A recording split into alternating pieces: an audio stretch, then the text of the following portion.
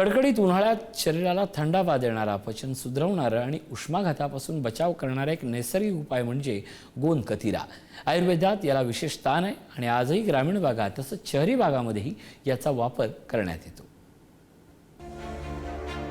उन्हाळा आला की शीत प्रकृतीचे पदार्थ आहारात समाविष्ट केले जातात।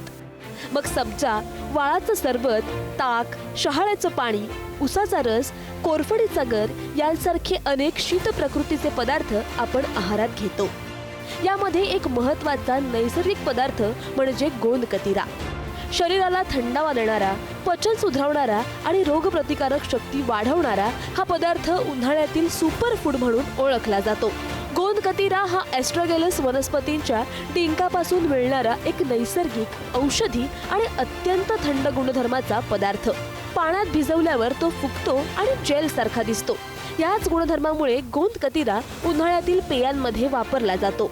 एका विशिष्ट झाडापासून निघालेला गोंद त्याला आपण पाण्यामध्ये घालून पिण्यासाठी वापरतो। त्याच्यामुळे तुमचं कॉन्स्टिपेशन सुद्धा कमी होते, शिवाय तुमच्या स्किन मध्ये एक वेगळ्या प्रकारचा ग्लो सुद्धा येतो।